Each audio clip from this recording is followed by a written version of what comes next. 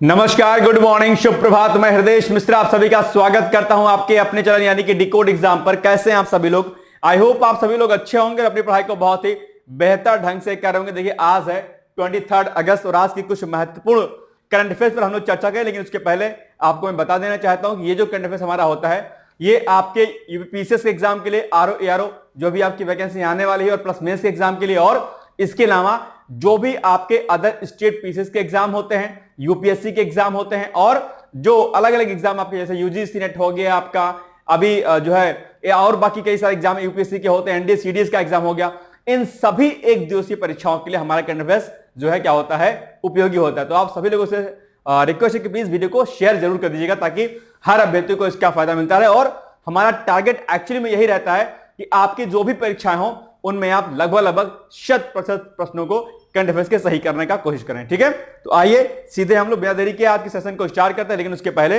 अगर आपको 2023 के अलावा अगर आपको आगे एग्जाम देना है, 23 का तो एग्जाम निकल गया प्री का, आरओ का, लेकिन आगे जो 26 में वैकेंसी आने वाली है उसके लिए अगर आपको तैयारी करनी है आरओ की, तो उसके लिए आप अभ्युदय जो बैच हमारा चल रहा है आरओ फाउंडेशन कोर्स, उसमें आप एडमिशन ले सकते हैं। डिटेल्स जानकारी के लिए आप हमें यहां पर आरओ 2026 लिख करके आप दिए गए नंबरों पर आप जो है व्हाट्सएप कर लीजिएगा। ठीक है, आइए सीधे आज के सेशन को स्टार्ट करते हैं। लेकिन उसके पहले हमने आपसे प्रश्न पूछा था कि बताओ अंतरराष्ट्रीय लोकतंत्र दिवस कब मनाया जाता है। आप सभी लोगों ने इसका सही उत्तर दिया था। ठीक है, आइए आज का पहले टॉपिक पर हम लोग एंट्री करते हैं और देखते हैं कि पहला टॉपिक आज का हमारा क्या है।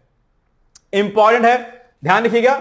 ये जो करंट अफेयर्स मैं आपको कराता हूं, ये एक्चुअली में क्या है, ये आपके सभी एग्जाम के लिए तो इंपॉर्टेंट हाई है, लेकिन ये खासकर यूपीएससी पीसीएस के लिए और आरओ में जो आपका एसए का सेगमेंट आता है आपका पीसीएस में, यूपीएससी में, उनके लिए भी बड़ा इंपॉर्टेंट होता है, क्योंकि यहां पर मैं सारी चीजें हर पॉइंट अभी से आपको कराता हूं। ये बहुत अहम चीज है, तो इसको आप लोग उसी तरीके से नोट करिएगा।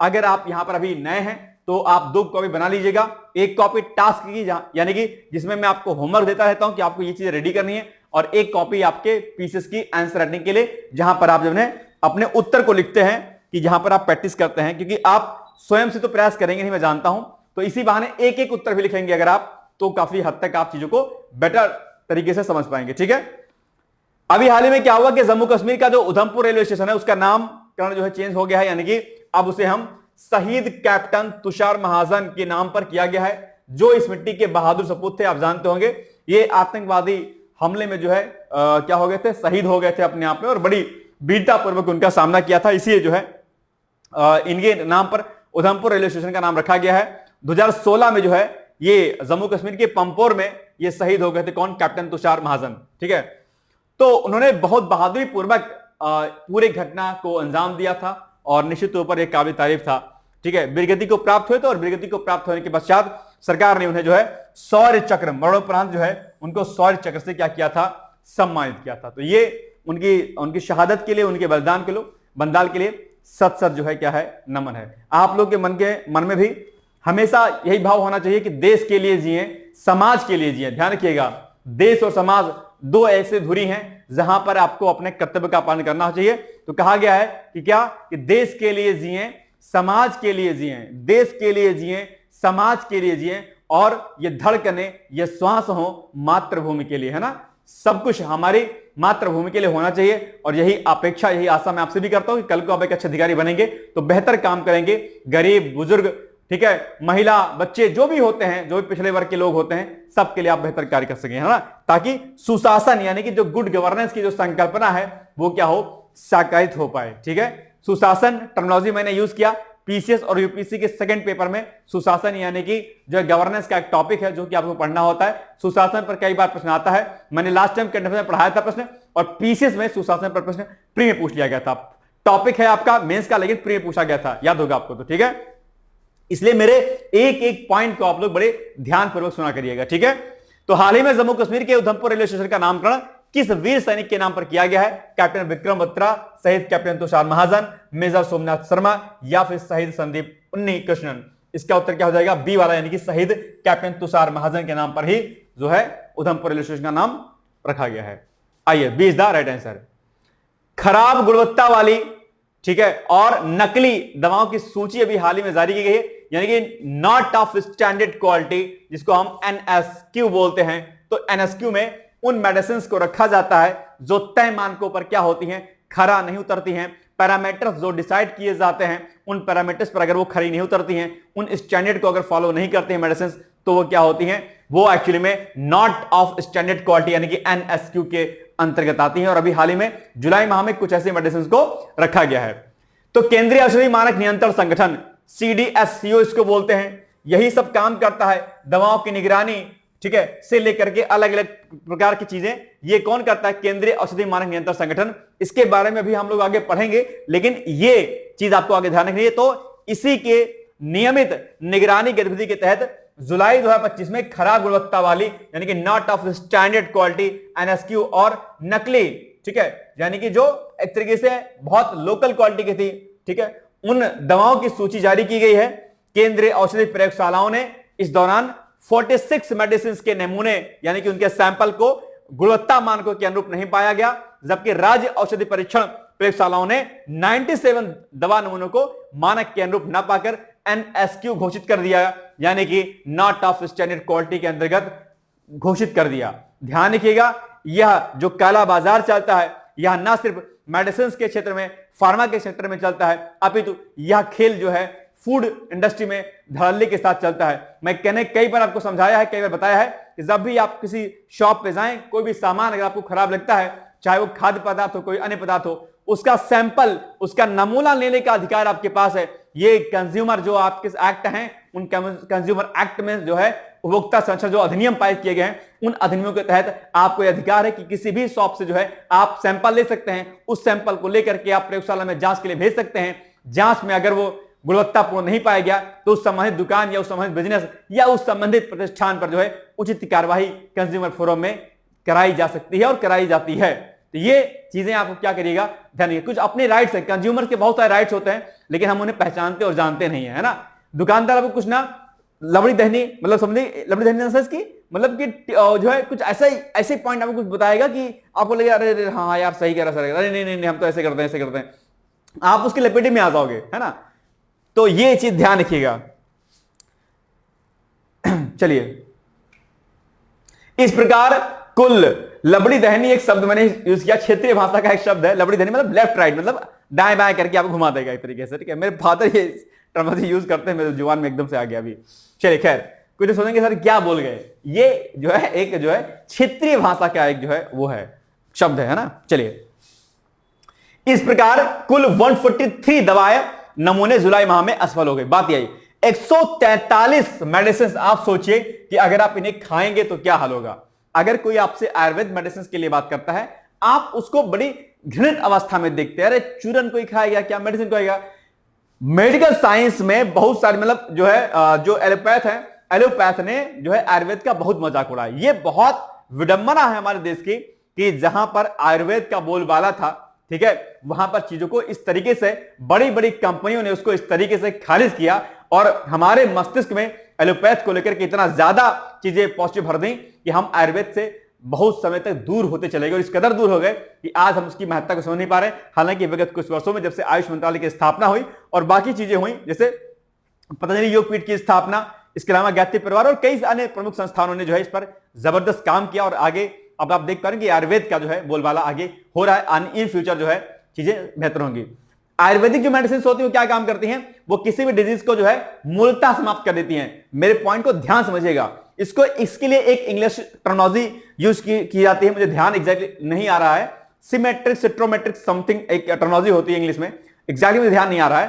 तो आयुर्वेदिक मेडिसिन क्या करती है, किसी भी डिजीज को मूलतः समाप्त कर देती है। अगर माना कि एक्स नाम की कोई डिजीज हुई है, आपने आयुर्वेदिक मेडिसिन को लिया, तो आयुर्वेदिक मेडिसिन क्या करेंगी, उस एक्स नाम की डिजीज को हमेशा के लिए समाप्त कर देंगी, यानी कि दोबारा से उसकी पुनरावृत्ति, यानी कि दोबारा से वो डिजीज आपको नहीं होगी। लेकिन एलोपैथ में क्या होता है कि अगर आपको कोई वही सेम डिजीज है और आपने एलोपैथिक मेडिसिन ली और वो बीमारी सही हो गई, तो उस बीमारी के दोबारा होने के चांस हो रहेंगे अगर आप एलोपैथ लेंगे। आयुर्वेद में वह मेडिसिन जो होती है आयुर्वेदिक, वो उस रोग को पूर्णतः समाप्त कर देती है जीवन पर्यंत के लिए। ये एक बहुत बड़ा डिफरेंस है, शायद आप नहीं जानते हो कि इसके लिए एक टर्मिनोलॉजी यूज की जाती है, बस मुझे याद नहीं आ रहा। खैर, सर्च कीजिएगा इसको एक बार आप। दवाओं को NSQ तब घोषित किया जाता है जब वे किसी न किसी निहित गुणवत्ता पैरामीटर पर खरी नहीं उतरती हैं, ठीक है। यानी कि कोई पैरामीटर है, उस पैरामीटर पर भैया आप खरे नहीं उतरोगे तो NSQ घोषित कर दिया जाएगा। चलिए,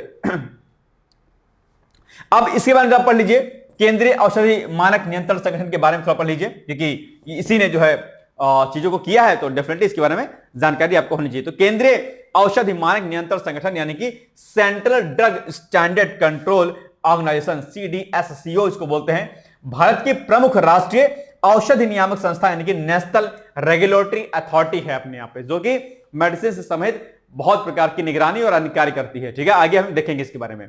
यह संगठन स्वास्थ्य एवं परिवार कल्याण मंत्रालय के अंतर्गत, भारत सरकार के अंतर्गत काम करता है। इसका हेडक्वार्टर जो है कहां पर है, नई दिल्ली में है। यह पॉइंट आपके लिए इंपॉर्टेंट है और यह भी आपके लिए है इंपॉर्टेंट।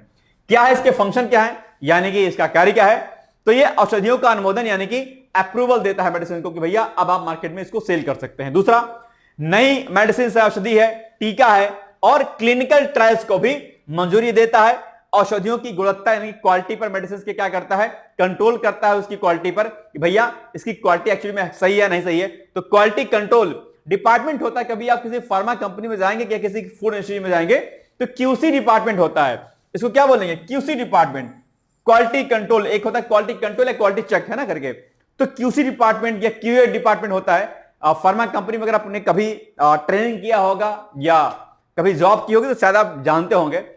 मैंने MSc नहीं BSc मेडिकल माइक्रोबायोलॉजी था मेरे पास, तो हमने एक कंपनी में हमने ट्रेनिंग किया था। तो वहां पर हमने पूरी फार्मा कंपनी में beta plant, non beta plant, ऐसे कई सारे जो है वहां पर डिपार्टमेंट अलग अलग होते हैं। तो क्वालिटी चेक, क्वालिटी कंट्रोल में ये चीजें होती हैं। ठीक है, पूरे भारत में दवाओं की सुरक्षा, प्रभावशीलता और गुणवत्ता की निगरानी करना, यह भी इसका काम है। और मानक निर्माण यानी कि जो स्टैंडर्ड्स होते हैं उनको बनाना कि भाई इस मेडिसिन में यह मानक है, इसकी स्टैंडर्ड है, इन स्टैंडर्ड को आपको क्या करना है, फॉलो करना है। राइट, भारतीय फार्माकोपिया, इंडियन फार्माकोपिया के लिए औषधियों के मानक तय करना, औषधियों का आयात निर्यात नियंत्रण करना यानी कि इंपोर्ट एक्सपोर्ट को कंट्रोल करना। दूसरा, भारत में आयातित औषधियों और निर्यातित औषधियों पर भी नियंत्रण कर रखना।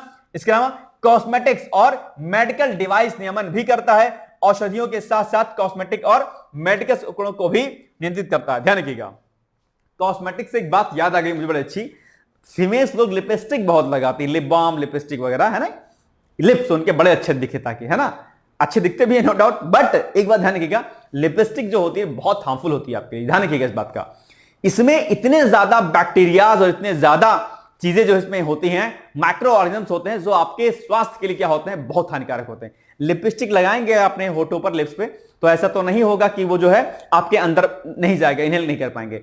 लिप्स पे लगा है तो आपके जो है क्या कहते हैं, आपने आप बोल रहे हो या कुछ आप काम कर रहे हो तो वो अंदर जाएगा, डेफिनेटली जाएगा, सलाइवा के माध्यम से जाएगा अंदर, और अंदर अगर गया तो ये समझ लीजिएगा कि बहुत खतरनाक है। और अच्छी ब्रांड के जो भी लिपस्टिक आदि होते हैं उनमें उनको बनाने में एनिमल्स का यूज किया जाता है, रैबिट्स का यूज किया जाता है। नहीं पता है तो जान लो इस चीज को, ठीक है। इससे आप कहते अपने आप को शाकाहारी हूं जी, शाकाहारी हूं, अरे महाराज बहुत कुछ जहर खा रहे हो, बहुत कुछ खराब खा रहे हो। और नॉनवेज की बात छोड़ दीजिए, आप इतना घिनौना चीज काम कर रहे हैं कि आप अभी सोच नहीं सकते। इसलिए अगर आपको अपने होठों को, अपने लिप्स को अच्छा रखना है, एक मैं आपको इलाज बताता हूं। इलाज क्या है, खूब पानी पीजिए। क्या कीजिए, खूब पानी पीजिए। खूब ज्यादा जब पानी पिएंगे तो लिप्स आपके हमेशा क्या रहेंगे, रेडिश रहेंगे, है ना, पिंक या रेडिश जो भी आप कह रहे हैं वो रहेंगे, ठीक है। ये लिपस्टिक वगैरह हो सके तो ना यूज कीजिएगा, ये मेरा। और हाँ, सबसे बड़ी बात है, इसमें जो सब्सटेंस यूज किया था कैंसर कॉजेज होते हैं भाई साहब, ठीक है, ध्यान रखिएगा। तो ये सब चीजें फोकस करिएगा अपने आप पर, ठीक है। कोशिश कीजिए नेचुरल रहने की, है ना, नेचुरल जो ब्यूटी होती है वो हमेशा स्थायी रहती है ना। चलिए, निम्नलिखित कथनों पर विचार कीजिए। सोच में मत पड़िए, उसको सोचने लगे होंगे अच्छा किस ब्रांड की है, ब्रांड का नाम नहीं लूंगा नहीं तो मामला बिगड़ जाएगा। लेकिन ध्यान रखिएगा, बहुत प्रकार की लिपस्टिक मोस्टली जो है इसी तरीके से बनती हैं, ठीक है, जानवरों से बनती हैं, उनके ब्लड से और कई प्रकार के उनके पार्ट से, ठीक है। निम्नलिखित कथनों पर विचार कीजिए। जुलाई 2025 में CDSCO और राज्य औषधि प्रयोगशालाओं द्वारा कुल 143 दवाओं के नमूने मानक गुणवत्ता में असफल पाए गए, ठीक है, ओके। दूसरा, CDSCO भारत की प्रमुख राष्ट्रीय औषधि नियामक संस्था है जो स्वास्थ्य एवं परिवार कल्याण मंत्रालय भारत सरकार के अंतर्गत कार्य करती है। बिल्कुल सही बात है, मेरे अकॉर्डिंग दोनों ही कथन क्या है, सही है, यानी कि सी इज द राइट आंसर, ठीक है ना। चलिए, भारतीय विशिष्ट पहचान प्राधिकरण यानी कि UIDAI ने उपग्रह आधारित इंटरनेट प्रदाता Starlink satellite communication private limited को अपने साथ क्या किया है, जोड़ा है। तो ये न्यूज चर्चाओं में है किसने जोड़ा है इनको जोड़ा है भारतीय विशिष्ट पहचान प्राधिकरण ने। क्यों जोड़ा है और क्या है, आइए इसको देखते हैं एक करके हम लोग, है ना। तो UIEDAI यानी कि भारतीय विशिष्ट पहचान प्राधिकरण ने उपग्रह आधारित इंटरनेट प्रदाता Starlink satellite communication private limited को अपने साथ जोड़ लिया है। स्टारलिंक ग्राहक सत्यापन के लिए आधार प्रमाणीकरण का उपयोग करेगा। इससे पूरी प्रक्रिया सुचारू, सुरक्षित और बहुत ही आसान हो जाएगी, बहुत ही स्मूथ हो जाएगी अपने आप पे। ओके, चलिए। इलेक्ट्रॉनिक्स एवं IIT मंत्रालय के अनुसार सबसे विश्वसनीय यानी कि जो सबसे ट्रस्टफुल जो डिजिटल पहचान प्रणालियों में से एक आधार यह सुनिश्चित करेगा कि ग्राहक की ऑनबोर्डिंग यानी कि किसी नए कर्मचारी को कंपनी में शामिल करने और उसे उसकी भूमिका, जिम्मेदारियों, कंपनी की संस्कृति और काम के माहौल से परिचित कराने की प्रक्रिया, फिर इसके अलावा त्वरित कागज रहित हो तथा अपने ग्राहक पहचान, ठीक है, पुष्टि यानी कि KYC मानदंडों के अनुरूप हो। तो ये जो डिफिकल्टीज आती हैं वो डिफिकल्टीज इनके साथ समझौता करने पर अब नहीं आएगी। और आधार की इंपॉर्टेंस क्या है मुझे बताने की आवश्यकता नहीं है, ठीक है। चलो, तो हाल ही में भारतीय विशिष्ट पहचान प्राधिकरण ने किस उपग्रह आधारित इंटरनेट प्रदाता कंपनी को अपने साथ जोड़ा है, जो प्रमाणीकरण यानी कि प्रमाणीकरण मतलब क्या, जो प्रूफ करने के लिए उपयोग ग्राहक सत्यापन हेतु करेगी। तो OneWeb या Starlink satellite communication private limited या हुजनेट या जियो स्पेस नेट, इसका उत्तर क्या हो जाएगा, बी हो जाएगा, यानी कि B is the right answer.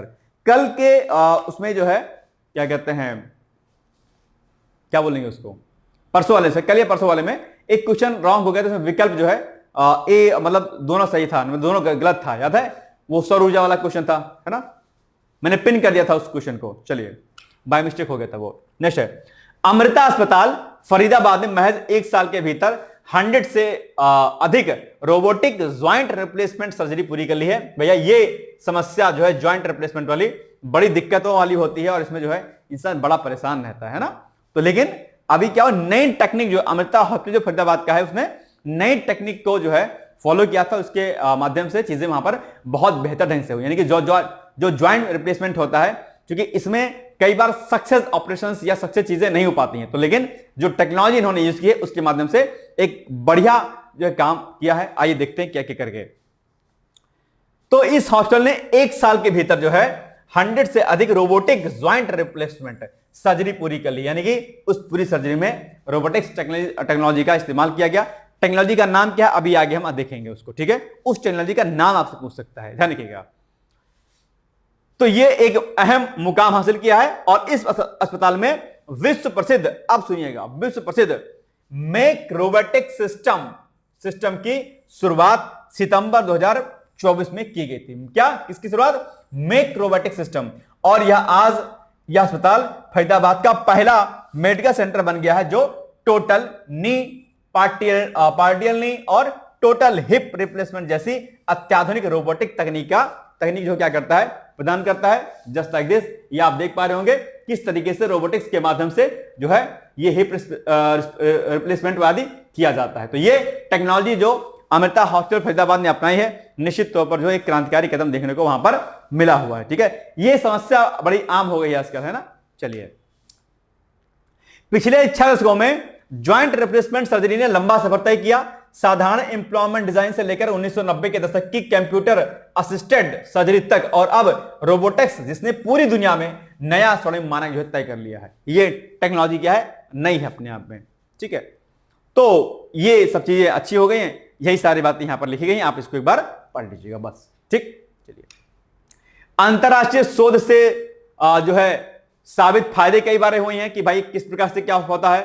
तो सर्जरी में अत्यधिक शुद्धता और बोन कट की सटीकता होती है, न्यूनतम टिश्यू डैमेज और बेहतर डिफॉर्मिटी करेक्शन होता है, कम पेन होता है, सूजन कम होती है, कुछ ही दिनों में सहारे के बिना चलना आप संभव कर देते हैं और लिगामेंट बैलेंसिंग के कारण अधिक नेचुरल ज्वाइंट फंक्शन भी होता है। तो ये सारे इसके क्या है फायदे हैं जो ग्लोबली जो है इस पर रिसर्च करके बताया गया है आपको। अब आप बताइए, अमृता अस्पताल फरीदाबाद ने सितंबर 2024 में विश्व प्रसिद्ध मेक रोबोटिक सिस्टम की शुरुआत की है। तो अब ये पूछ सकता है कि अभी हाल ही में अमृता अस्पताल फरीदाबाद या अभी हाल ही में मेक रोबोटिक सिस्टम का इस्तेमाल किस लिए किया गया था। आप कहेंगे है ना, हिप रिप्लेसमेंट और बाकी अन्य चीजों के लिए, है ना।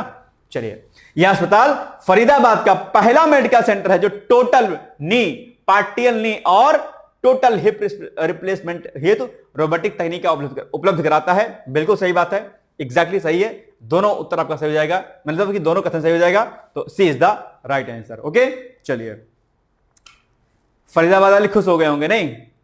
गुड़गांव, फरीदाबाद, नोएडा सब आपके पास है ना?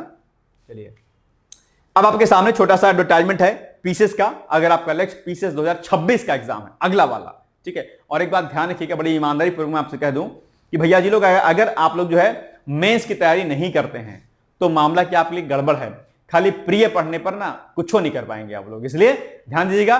चाहे बात एग्जाम ARO की हो या फिर बात आपके पीसीएस एग्जाम की हो, दोनों एग्जाम में प्री प्लस मेंस जब तक आप नहीं करेंगे तब तक कहानी हो नहीं पाएगी आपके लिए, ठीक है। चलिए, इजराइल और हमास के बीच गाजा में संघर्ष, ये एक मामला बहुत लंबे समय से चल रहा है, आप जानते होंगे, है ना। हमास ने हमला किया था इजराइल पर, उसके बाद इजराइल ने कहा भैया अब तो तुमको हम छोड़ेंगे नहीं बॉस, ठीक है। और मामला बहुत लंबे समय से चल रहा है, 2 साल के अप्रॉक्स हो गया। 2023 में आई थिंक ये जो युद्ध शुरू हुआ था, और इजराइल ने कसम खा ली है कि अपन तो भैया हमास को छोड़ेंगे नहीं किसी भी हाल में, ठीक है। और ऐसे में गाजा पर जो है कई प्रकार के जो है मिसाइलें और चीजें दागी जा रही हैं, और गाजा पर इजराइल एक्चुअली में आरोप लगाता है कि भैया देखो ऐसा है, ये हमास का प्रमुख क्या है, सेंटर है, गढ़ है, यहीं से गतिविधियां चलाई जाती हैं। तो ऐसे में गाजा पर अभी युद्ध विराम की घोषणा की गई है।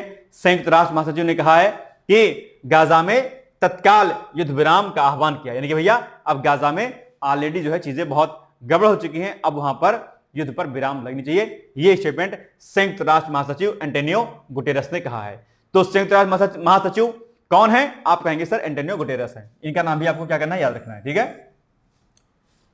एंटोनियो गुटेरस ने युद्ध विराम का आह्वान इजराइल द्वारा गाजा शहर पर कब्जा करने के लिए चलाए जा रहे व्यापक अभियान के पहले चरण की घोषणा के बाद किया है। ये एक्चुअली में संघर्ष जो है ना, बहुत जो है खतरनाक अपने आप पे। जैसे हमारे यहां भी कुछ अलग अलग प्रकार के संगठन पाए जाते हैं ना, उसी प्रकार से हमास भी है। हालांकि हमास के भी कई सारे लोग जो है क्या कहते हैं, हितैषी होते हैं, है ना, हमास को लेकर के भी, खैर अलग मैटर है वो। इजराइल और हमास के बीच गाजा में 7 अक्टूबर 2023 से जंग चल रही है, ठीक है। बड़ी लगभग 2 साल से ऊपर हो गया। युद्ध की शुरुआत हमास द्वारा गाजा पट्टी से इजराइल पर जमीनी, समुद्री और हवाई हमला करने के बाद शुरू हुई थी। लगभग 2 साल में इजराइल के किए हवाई हमलों में गाजा को भारी नुकसान हुआ है। इजराइल हमास का पूर्ण सफाई करने के उद्देश्य से लड़ाई लड़ रहा है कि भैया हम छोड़ेंगे नहीं तुमको, ठीक है। तो ये इजराइल बहुत ही छोटा सा देश है भाई साहब, ठीक है, लेकिन टेक्नोलॉजीज के मामले में बहुत आगे है, बहुत ही आगे है। वहां के जो सामरिक दृष्टिकोण से जो है इजराइल जो है क्या है, अपने आप में अत्याधुनिक यानी कि मॉडर्न वेपन से क्या लैस है अपने आप में। और इसके अलावा कई सारी प्रकार की टेक्नोलॉजीज है। मैंने कई बार आपको समझाया है, भारत ने इजराइल के साथ में समझौता किया बड़ा अच्छा, जिसको क्या बोलेंगे हम लोग, जिसमें क्या होता है, सी वाटर जो आपका होता है, समुद्र का जो जल होता है, उसको ड्रिंकिंग वाटर में चेंज करने के लिए उनके पास टेक्नोलॉजी है भाई इजराइल वालों के पास, लेकिन वो टेक्नोलॉजी इतनी महंगी है कि आप कल्पना कर नहीं सकते हैं, ठीक है। चलिए, बाकी इजराइल के साथ हमारे संबंध मधुर हैं, ठीक है, आगे भी अच्छे रहने चाहिए। चलिए, क्वेश्चन है, निम्नलिखित कथनों के आधार पर सही कोट का चयन कीजिए। नंबर 1 कथन 1 क्या है कि संयुक्त राष्ट्र महासचिव एंटोनियो गुटेरस ने गाजा में तत्काल युद्ध विराम का आह्वान किया है। हाँ किया है, बिल्कुल किया है। दूसरा कथन क्या, बी आर, इजराइल ने गाजा शहर पर कब्जा करने के लिए व्यापक अभियान का पहला स्टेप शुरू किया, पहला चरण शुरू किया है। बिल्कुल सही बात है। अभी हाल ही में इजराइल ने कसम खा ली भैया हम तो नहीं छोड़ते इसको किसी भी तरह,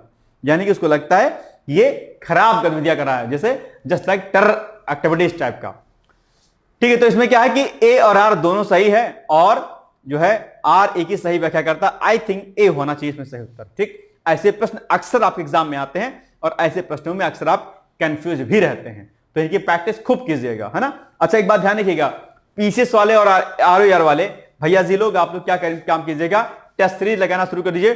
खासकर जो पीसीएस के अभ्यर्थी हैं, पीसीएस के अभ्यर्थियों से निवेदन मेरा है कि टेस्ट सीरीज खूब लगाइए। जितने ज्यादा आप टेस्ट लगाएंगे उतना आपके लिए क्या रहेगा, फायदेमंद रहेगा, ठीक है ना। चलिए, भारत और वियतनाम के कोस्ट गार्ड्स के बीच अभी क्या है, हेडिंग क्या है, भारत और वियतनाम के कोस्ट गार्ड के बीच 6ठी उच्च स्तरीय बैठक अभी हाल ही में हनोई में आयोजित की गई है। तो ये प्लेस आपको क्या करना है, याद करना है, यानी कि इंडिया के कोस्ट गार्ड और जो है आपके वियतनाम के कोस्ट गार्ड के बीच में अभी हाल ही में एक बैठक हुई है।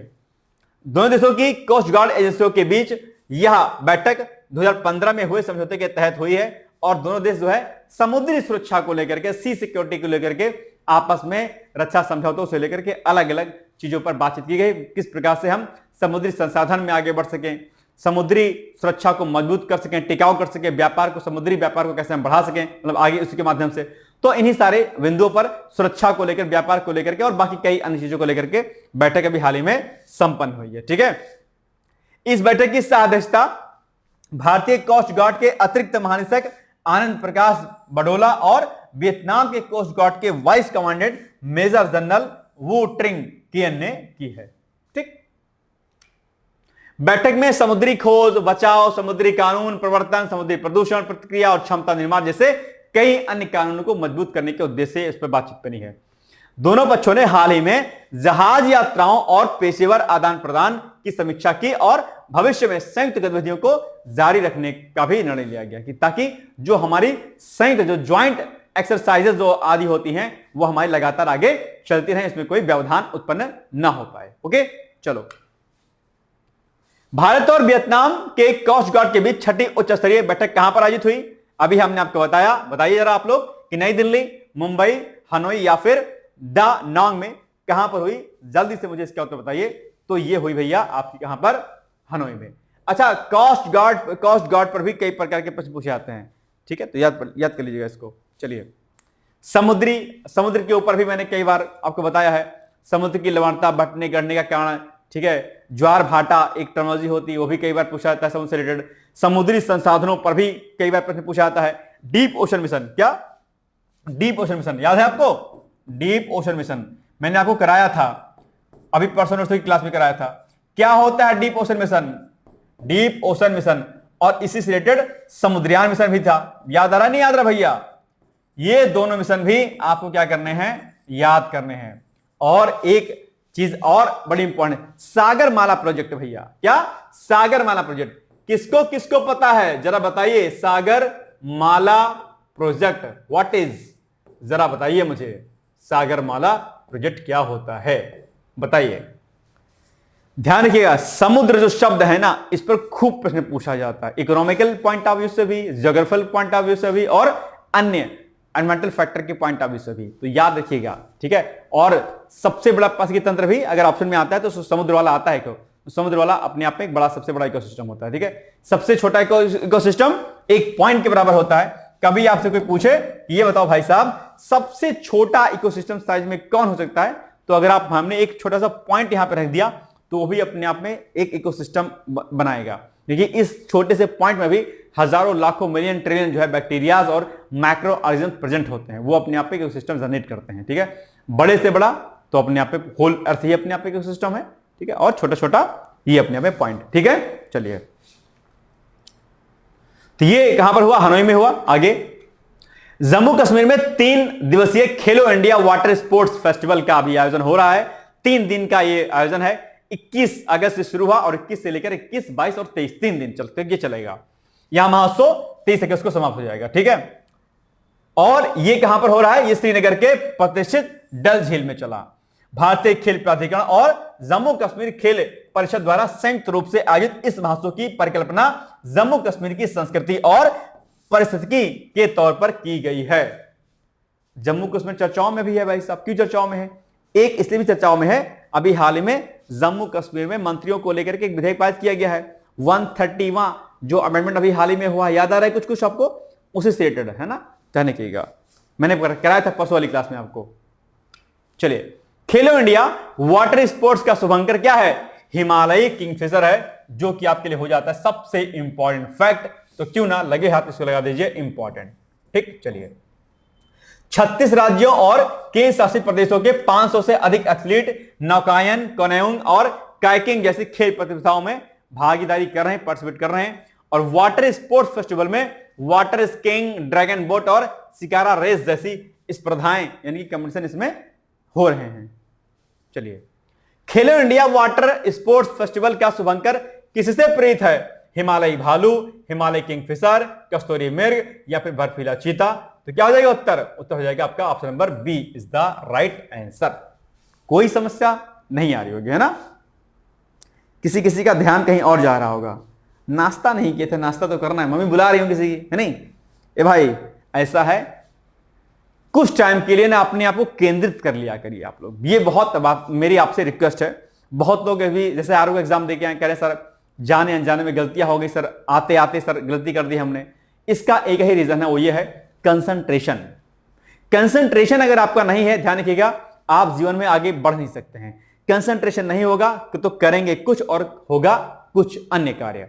इसीलिए अपने दिमाग को, अपने मस्तिष्क को किसी एक जगह पर केंद्रित करना सीखे। जब भी जो भी काम कीजिए पूरे मनोयोग, पूरे इच्छा शक्ति के साथ कीजिए, यानी कि वह कार्य जो आप कर रहे हैं उस कार्य में आपको प्रॉपर सफलता मिले। पता चल रहा है 10 घंटे आप बैठ के किताब लिए बैठे हो, उसी में चैटिया रहे हो, उसी में इंस्टा खेल रहे हो, उसी में रेलिया रहे हो, मतलब रील देख रहे हो, है ना? रेलियाना बोलते हैं इसको अपने आप में, है ना? आजकल ये सब काम कीजिएगा ना यार, देखो ऐसा है, बहुत बहुत टाइम अपना वेस्ट करेंगे। मैं ये बात इसलिए कह रहा हूं कि जिस दिन आप मेरी एज में आओगे ना, और जो प्रेशर मैं फील अभी कर रहा हूं फिलहाल, और शादी नहीं हुई होगी तब तो और, सरकारी नौकरी नहीं लगी होगी तब तो और, घर में सभी गवर्नमेंट जॉब में होंगे, तुम नहीं होगे तब और, तो ये जो लोड होता है ना, I can't explain about this, है ना? ये चीज आप महसूस ना करो, इसलिए मैं आपको समझा रहा हूं, ठीक है? चेहरे पर मेरे मत जाना, आपसे ज्यादा एज होगी, लेकिन मैं आपको ये बता रहा हूं मैं आपको कि भाई प्रेशर बहुत होता है, ठीक है? ना लड़की मिलेगी अच्छी सी, ना लड़का मिलेगा, ना घर परिवार वाले साथ देंगे, ना कोई अन्य साथ देगा। जिसने कहा था हे बाबू साथ रहेंगे ना 7 जन्म, वो नहीं रहेगा आपका साथ, ठीक है? तो इधर के ना उधर के, तो ये बात ध्यान रखिए। इसलिए कंसंट्रेट होकर के कुछ आवर की स्टडी आपकी बहुत ही ध्यानपूर्वक होनी चाहिए, ये मैं आपसे अपेक्षा करता हूं, ठीक है? आइए, तो ये हो गया इसका उत्तर, ठीक है? अब एक क्वेश्चन और है, अब टॉपिक और है। जेम्स वेब स्पेस टेलीस्कोप ने एक नए यूरेनस के 29वें उपग्रह की खोज की है, अभी हाल ही में न्यूज रहा है, और ये हो जाता है आपका क्या इंपॉर्टेंट, यानी कि नासा ने घोषणा की है कि जेम्स वेब स्पेस टेलीस्कोप ने एक नए यूरेनस के 29वें नंबर का एक उपग्रह जो है खोज किया है। इसका नाम क्या है? S2025 UVN दिया गया है। नासा के अनुसार, नासा क्या है? अमेरिका की एजेंसी, आप जानते होंगे। तो नासा के अनुसार दक्षिण पश्चिमी अनुसंधान संस्थान SWRI के नेतृत्व में एक टीम ने 2 फरवरी 2025 को इस चंद्रमा की पहचान की है। इससे ग्रह के ज्ञात उपग्रह परिवार की संख्या बढ़कर कितनी हो गई है? 29 हो गई है। तो यह पॉइंट हो गया आपका लिए इंपॉर्टेंट। चंद्रमा का व्यास अनुमानित सिर्फ 10 किलोमीटर है। यह ग्रह से लगभग 56,000 किलोमीटर की दूरी पर परिक्रमा करता है। ये सब कुछ पॉइंट यहां पर दिए गए, आप इसको एक बार पढ़ सकते हैं, ठीक है? अब आप बताइए, निम्नलिखित कथनों पर विचार करते हुए कूट की सहायता से सही उत्तर का चयन कीजिए। कथन 1, नासा के जेम्स वेब स्पेस टेलीस्कोप ने 2025 में यूरेनस का 29वां उपग्रह खोजा है। ठीक बात है। इस उपग्रह का व्यास लगभग 10 किलोमीटर है और यह ग्रह से लगभग 56,000 किलोमीटर दूरी पर परिक्रमा करता है। बिल्कुल सही बात है। एक और दोनों कथन सही, यानी कि दोनों कथन इसमें हो जाएंगे सही। बस सी इज द राइट आंसर। ठीक है, अब आपके लिए एक छोटा सा प्रश्न है। अधिकांश कीट शोषण करते हैं, किससे करते हैं? भाई आप लोग यार रिप्लाई नहीं करते, बड़ा दुख होता है मुझे। जब घंटा भर बैठ के चैटिंग कर सकते हैं आप लोग, तो एक छोटे से क्वेश्चन का रिप्लाई करने में क्या जाता है भाई? मुझे इससे पैसे नहीं मिलते हैं, मुझे इसे लगता है कि हाँ आप एक्टिव होकर क्लास देख रहे थे। तो आपसे अपेक्षा करता हूं कि लाइक के साथ में कमेंट में उत्तर अपने इस प्रश्न का जरूर देंगे आप लोग। ठीक है, अब यही प्रश्न आ गया, गलत करके चले जाएंगे तो मामला गड़बड़ हो जाएगा। लेकिन आज इसको देख करके उत्तर दे देंगे तो चीजें आपकी हमेशा याद रहेंगी। ठीक, चलिए बाकी मेंस का हमारे यहां प्रोग्राम चल रहा है डिकोड एग्जाम पर। अगर आपका आरओ हो रहा है, प्री हो रहा है या बॉर्डर लाइन पे है तो निश्चित तौर पर जो है आपको आरओ मेंस की तैयारी करनी चाहिए। यहां पर मेंस में जीएस के सेगमेंट को छोड़ करके बाकी आपका जो एसए और हिंदी का सेगमेंट और कंप्यूटर का है, उन सभी के वीडियो लेक्चर्स, उसके नोट्स, ठीक है। और इसके अलावा जो है आपकी कॉपी का चेक होना, फिर इसका फीडबैक देना, आपको इंपॉर्टेंट आर्टिकल्स कराना करंट अफेयर्स के, जो कि आपके निबंध के दृष्टिकोण से महत्वपूर्ण होने वाले हैं। और बहुत सारा सेगमेंट आपको यहां पर दिया जाएगा। बहुत ही नॉर्मल सी फीस है 4500। कूपन कोड लगाइएगा मेंस 1000 लिख करके, तो आपकी फीस हो जाएगी कितनी? 3500। और ये ऑफर मात्र जो है 25 अगस्त तक के लिए चलेगा। ठीक है, तो अभी इसके लिए आप मेंस आरओ लिख करके आप दिए गए नंबरों पर आप मुझसे संपर्क कर सकते हैं। ठीक है, आइए अब आपके सामने एक छोटा सा प्यारा सा क्या है क्वेश्चन है, इसका उत्तर आपको क्या करना है? देना है। ठीक है, क्वेश्चन क्या है? ग्रीन हाइड्रोजन मिशन क्या है? विस्तार पूर्वक समझाइए। बड़ा अच्छा क्वेश्चन है, मैं आपसे उम्मीद करता हूं कि आप इसको बताएंगे। 125 वर्ड्स में आप इसको लिख सकते हैं, ठीक है, और आईएएस वाले 150 वर्ड्स में, ठीक है। चलिए, आपको लगता है कि आपको लिख के मुझे भेजना है, मैं चेक कर दूं, तो इसके लिए आप मुझे हमारे कॉन्टेक्ट नंबर जो है 8604409201, इस पर आप संपर्क कर सकते हैं। आपको लगता है कोई दिक्कत है आरो में कोई समस्या है तो भी इसके लिए आप मुझे इसी नंबर पर संपर्क कर सकते हैं, ठीक है। तो अब मिलेंगे हम लोग कल, तब तक आप लोग पढ़ते रहिए, मस्त रहिए, व्यस्त रहिए, यूं ही मुस्कुराते रहिए और खासकर अपने स्वास्थ्य का विशेष रूप से ध्यान दीजिएगा, ठीक है। मिलेंगे कल। जय हिंद, जय Bharat, thank you so much, bye bye, take care.